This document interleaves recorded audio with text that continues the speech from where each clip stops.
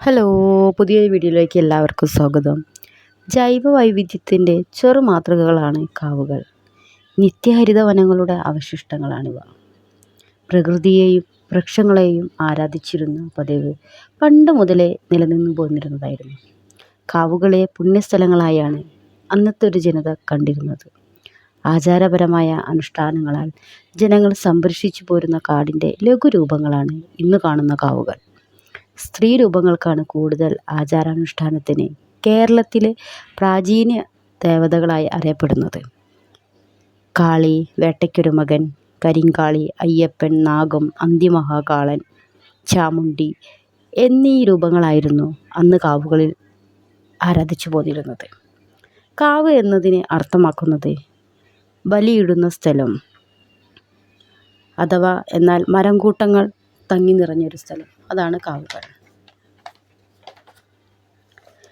കേരളത്തിലെ കാവുകൾ കാളിക്കാവ്, നാഗക്കാവ് എന്നിങ്ങനെ രണ്ടായി തരംതിരിക്കാം.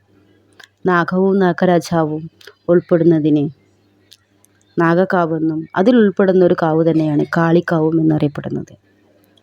കാളിക്കാവുകൾക്ക് അവയിലെ അനുഷ്ഠാനത്തെ രൂപസ്ഥാനെ അടിസ്ഥാനമാക്കി പടയണിക്കാവ്, തിറയാട്ടക്കാവ്, മുടിയേറ്റക്കാവ് എന്നിങ്ങനെ അറിയപ്പെടാറുണ്ട്.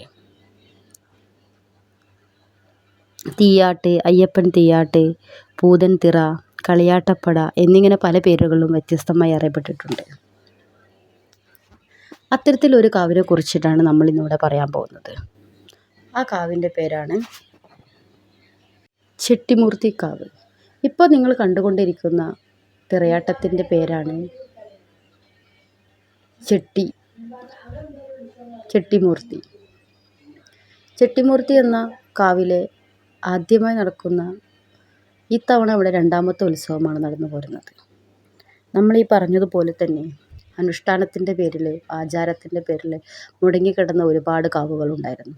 ആ കാവുകളെയെല്ലാം ഇന്നത്തെ തലമുറകൾ അവരുടെ കൂടെ ജീവിതമാർഗവുമായും ജീവനായും കൊണ്ടു നടക്കാൻ തുടങ്ങിയതിൻ്റെ അടയാളങ്ങളാണ്. പഴയ കാവുകളെല്ലാം പുതുക്കുകയും പുനരുദ്ധാരണം ചെയ്യുകയും അവിടെയെല്ലാം ആഘോഷമായിട്ട് ദൈവചൈതന്യം കുടിയിരിക്കുന്നതിനായി ഉത്സവങ്ങൾ കൊണ്ടാടുന്നതും ചെയ്യുന്നത്. ഈ ചെട്ടിമൂർത്തി എന്ന് പറയുമ്പോൾ ആ ദേശത്ത് അവരംഗീകരിച്ചു പോന്നിരുന്ന ഒരു തിറയാട്ട രൂപമായിരുന്നു. അത് ഓരോ കാവുകൾക്കും പ്രത്യേകതയുണ്ട്. കേരളത്തിലെ പറയുകയാണെങ്കിൽ ജാത്യടിസ്ഥാനത്തിൽ തന്നെ കാവുകളുമുണ്ട്, അതുപോലെ അമ്പലങ്ങളുമുണ്ട്. ഇത്തരത്തിലുള്ള വെച്ചാരാധനകൾ നടത്തുകയാണെങ്കിൽ അതിനെ കാവുകളായി അറിയപ്പെടുകയും ശിവൻ, വിഷ്ണു എന്നിവയാണെങ്കിൽ അതിനെ അമ്പലങ്ങളായും അറിയപ്പെട്ടിട്ടുണ്ട്. അതിലെ ചെട്ടിമൂർത്തിയുടെ തിറയാട്ടമാണ് ഇപ്പോൾ നിങ്ങൾ കാണുന്നത്. വ്യത്യസ്തമായ രീതിയിൽ എൻ്റെ ലൈഫിൽ ഞാൻ ഫസ്റ്റ് ടൈമാണ് ഇത്തരമൊരു തിറയാട്ടം കാണുന്നത് തന്നെ. കാരണം കുരുത്തോല കുട പിടിച്ച് വരുന്ന ഒരു മൂർത്തി തന്നെയാണ്. സ്വന്തമായി ബീഡി വലിക്കുന്ന ഞാൻ എൻ്റെ ലൈഫിൽ ആദ്യമായിട്ടാണ് ഇത്തരമൊരു തിറ കാണുന്നത്. നിങ്ങളൊന്ന് കണ്ടു നോക്കൂ, നിങ്ങൾക്ക് തന്നെ തോന്നില്ല. ശരിക്കും ഒരു വ്യത്യസ്തമായ കലാരൂപം. വളരെ സന്തോഷം തോന്നി ഇങ്ങനെ ഒരു കലാരൂപം കാണാൻ പറ്റിയതിൽ, നിങ്ങളെ അറിയിക്കാൻ പറ്റിയതിൽ. ഗുളികൻ തിറ. ഗുളികൻ എന്നാൽ ജ്യോതിഷത്തിലും തെയ്യത്തിനും ഒരു പ്രധാന ദേവതയാണ്. സങ്കല്പ രൂപമായിട്ടാണ് കണക്കാക്കപ്പെടുന്നത്. ജനന മരണങ്ങളുടെ കാരണഭൂതനായ പാപഗ്രഹമായിട്ടാണ് ഗുളികനെ കാണപ്പെടുന്നത്. കാലൻ്റെ അഭാവത്തിൽ മഹാദേവൻ്റെ പെരുവിരലിൽ നിന്ന് അവതരിച്ച ഗുളികൻ ഉച്ചയ്ക്കും സന്ധ്യയ്ക്കും പാതിരാത്രിയും സഞ്ചരിക്കുന്നതായെന്നാണ് വിശ്വസിക്കപ്പെടുന്നത്. തെയ്യപ്രപഞ്ചത്തിലെ പ്രധാനപ്പെട്ട ഒരു കോലമാണ് ഗുളികൻ. ഈ ഗുളികനെ തന്നെ പല രീതിയിൽ പറയപ്പെടുന്നുണ്ട്. കാലഗുളികനെന്നും, മന്ത്രഗുളികനെന്നും, കരിങ്കുളികനെന്നും, മൃത്യുഗുളികനെന്നും, രക്തഗുളികനെന്നും, പാതിരാഗുളികനെന്നും, തന്ത്രഗുളികനെന്നും ഇത്തരത്തിൽ ഒരുപാട് രീതിയിൽ ഗുളികനെ ആരാധിച്ചു പോരാറുണ്ട്. ഭഗവതി കാവുകളിലെല്ലാം തന്നെ ഭഗവതിയെ കുടിയിരുത്തിയിട്ടുള്ള പ്രതിഷ്ഠാലംബമായ എല്ലാ കാവുകളിലും ഗുളികനൊരു പ്രധാന സ്ഥാനം തന്നെയാണ്. കാരണം ആ കാവിനെ കാത്തു സംരക്ഷിച്ചു പോകുന്നത് ഗുളികനാണെന്ന് അറിയപ്പെടുന്നു. ആ ഗുളികന് ഒരുപാട് തരത്തിലുള്ള വഴിപാടുകൾ നടത്താം. ചില കാവുകളിൽ നമ്മൾ നടത്തുമ്പോൾ പന്തം കൊടുത്ത് ആരാധിക്കാറുണ്ട്. കാരണം ഏത് കാര്യത്തിലും രാഹുവും കേതുവും നോക്കുന്നത് പോലെ ഗുളികനെ നമ്മൾ നോക്കാം. ചില സമയത്ത് നമ്മുടെ പൂർവികർ പറയാറുണ്ട്, സന്ധ്യാസമയത്ത് നമ്മൾ വായ തോന്നുകയെന്നും പറയുന്നത്. കാരണം ഗുളിക നാക്കിലിരിക്കുന്നത് എപ്പോഴാണ് പറയാൻ പാടില്ല. അപ്പോൾ നമ്മൾ പറയുന്ന സമയത്തല്ല വാക്കിലും നമ്മുടെ പ്രവർത്തികളിലെല്ലാം നമ്മളിത് പോകും. പക്ഷെ അന്യം നിന്ന് പോകുന്ന ചില കലാരൂപങ്ങൾ ഇന്ന് പല വേദികളിൽ നമുക്ക് കാണാൻ പറ്റും. പരസ്യങ്ങളുടെ ചിത്രങ്ങളായിട്ട്, TV ഷോകളിലായിട്ട്, കല്യാണ പരിപാടികൾക്ക് വലിയ രൂപങ്ങൾ കിട്ടാറുണ്ട്.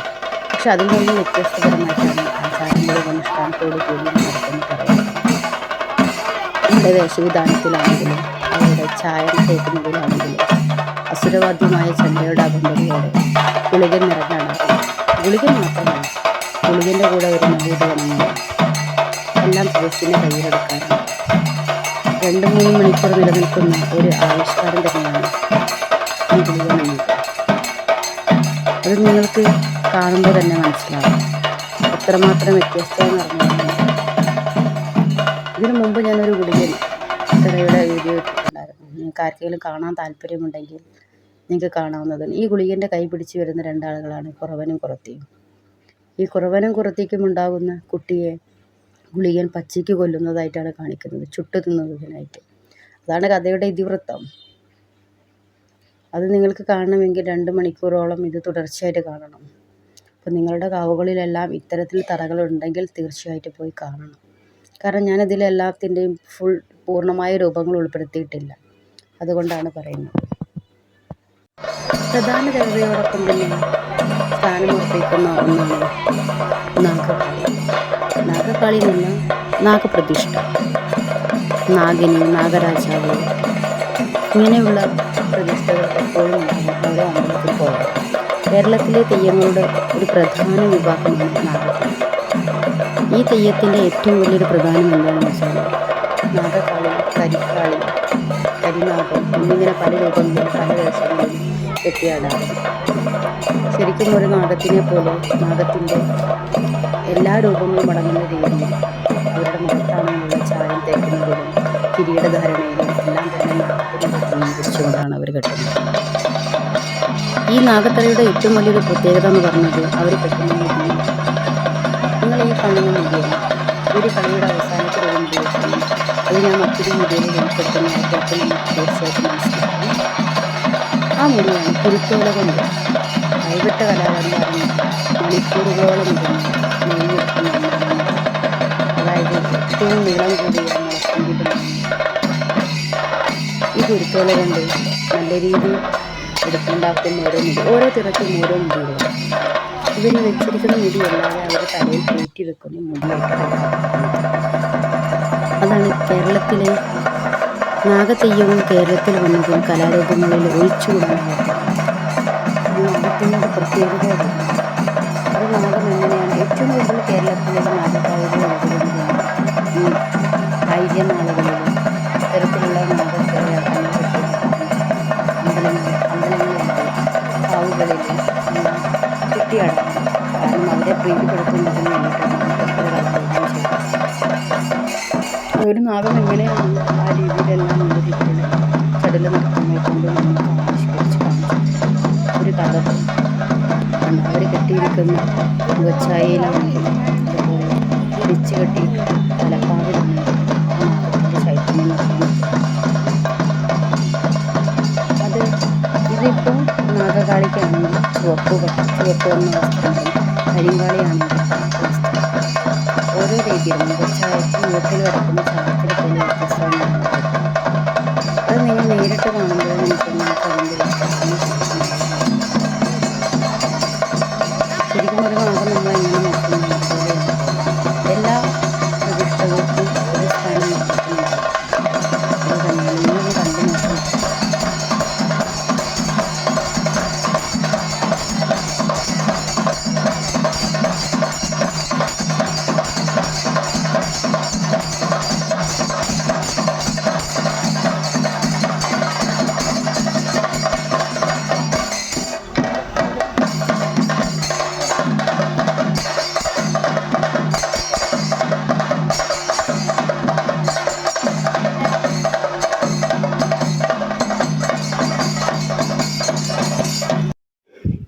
പൂക്കുട്ടിത്തിറ.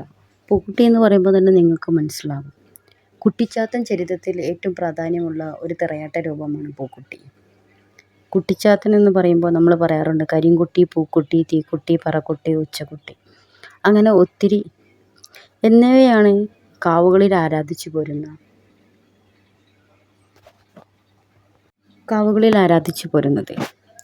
കുട്ടിച്ചാത്തൻ എന്ന് പറയുമ്പോൾ ഉത്തര കേരളത്തിൽ കെട്ടിയാടുന്ന ഒരു തെയ്യമാണ് കുട്ടിച്ചാത്തൻ.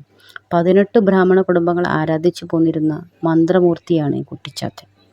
മാന്ത്രിക തത്വമുള്ള കുട്ടിച്ചാത്തന്മാരിലെ പ്രധാനപ്പെട്ടവയാണ് കരിങ്കുട്ടി, പൂക്കുട്ടി, തീക്കുട്ടി, പറക്കുട്ടി, ഉച്ചക്കുട്ടി എന്നിവ എന്നറിയപ്പെടുന്നത്.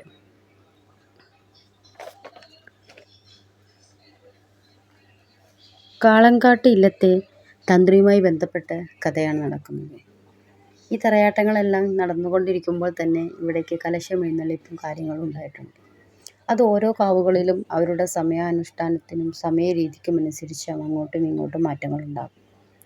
ചെണ്ടവാദ്യങ്ങളോട് കൂടി കുംഭം എഴുന്നള്ളി അമ്പലനടയിലെത്തുകയും താലപ്പൊലി കരഘോഷത്തോടു കൂടി എല്ലാവരും ഉത്സവത്തെ വരവേൽക്കുന്ന ഒന്നാണ്.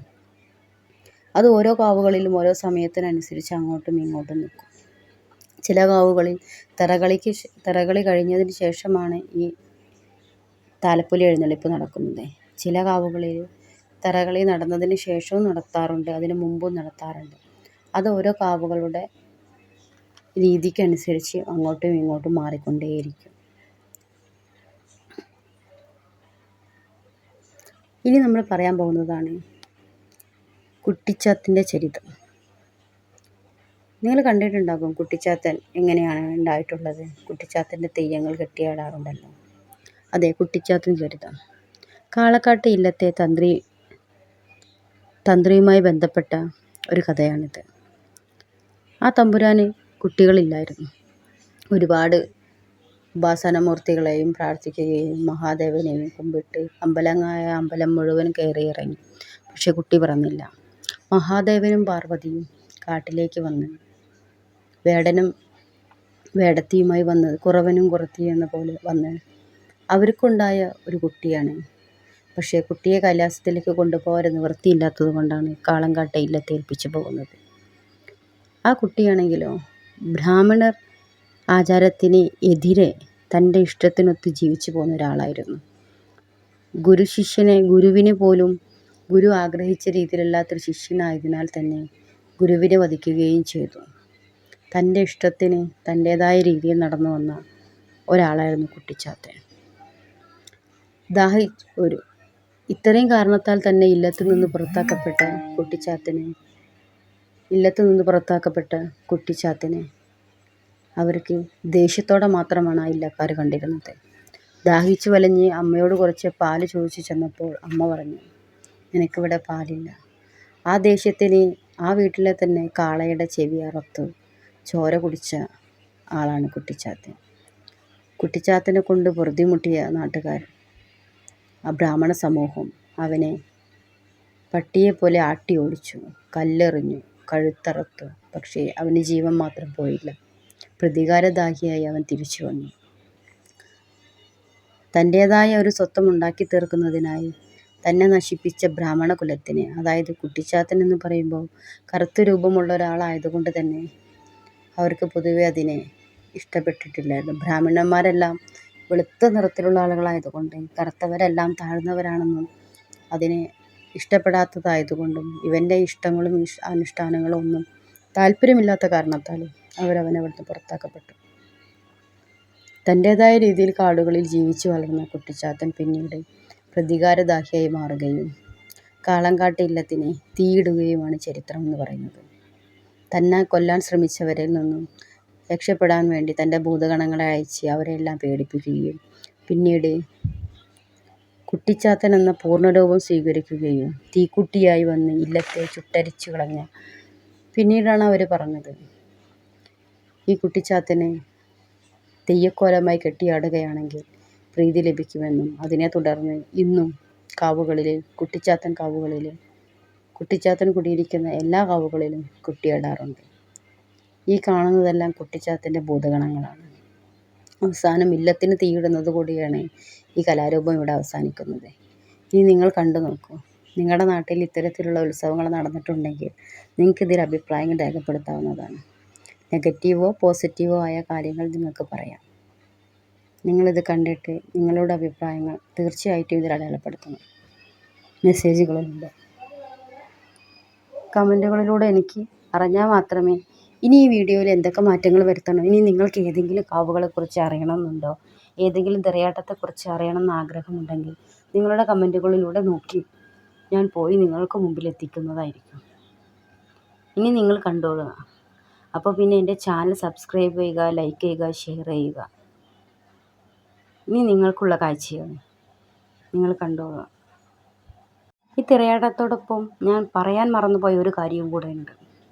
അതായത് ഈ ചെണ്ടവും തിറയാട്ടക്കാരും എല്ലാവരും കളിക്കുന്നതോടൊപ്പം തന്നെ അവർക്ക് വേണ്ടി വെളിച്ചം കൊടുത്ത് ചൂട്ട് കളിക്കുന്ന കലാകാരന്മാരുണ്ടാകും. അവരാരും മറക്കരുത്.